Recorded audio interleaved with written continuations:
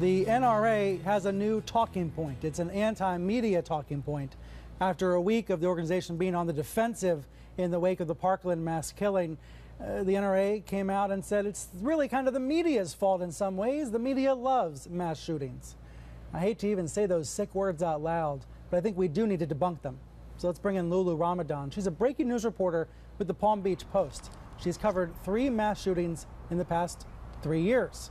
Also here with us, John Avlon, editor-in-chief of the Daily Beast, a CNN political analyst, and the author of Wingnuts, How the Lunatic Fringe is Hijacking America.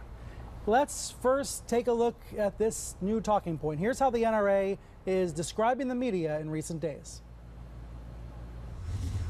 No one on this planet benefits more from mass shootings and motivates more people to become mass shooters than our mainstream media. The mainstream media love mass shootings. Many in legacy media love mass shootings.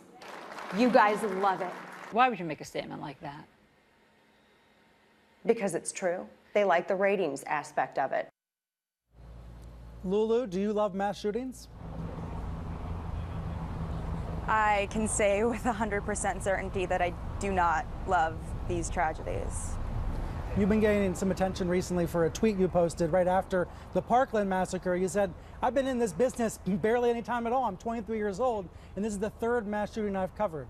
What does it feel like on a personal level, having to cover these attacks again and again? It's incredibly difficult to cover these events, especially so frequently and so close to home. You know, the Palm Beach Post, we're a local paper, and I've got this job right out of college, and so in less than 3 years, I've covered these incredible tragedies, and it's in no way enjoyable, especially when you're dealing with the fallout and you're trying to figure out how your community is going to cope and recover after this, only to find out that another one happens almost immediately afterward.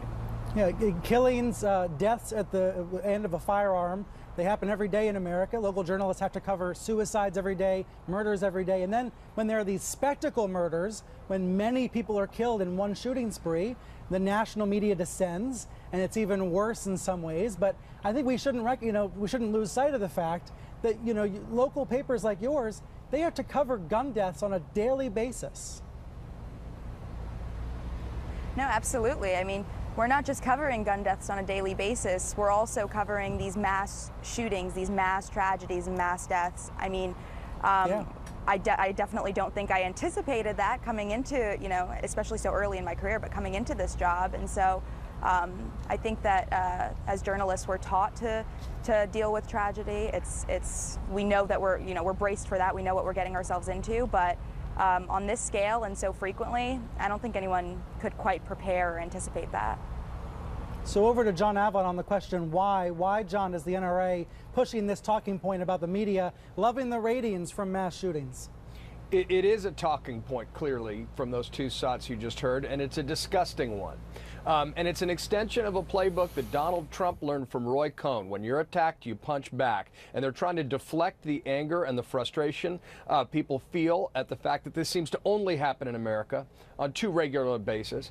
With Lulu's experience, 3 years as a reporter covering all these, the Daily Beast and other national outlets, we've got muscle memory on how to cover these things because they happen too frequently.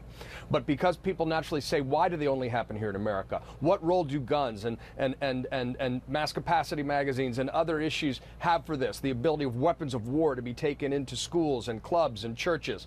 This is an attempt to deflect and distract and to take people's anger, particularly among their base, and direct it at the media. And it is disgusting. There's no love. There's horror at having to cover these things. But it's part of a playbook they've learned, unfortunately, from the president, who got it straight from Roy Cohn. I like the way you say deflect and distract.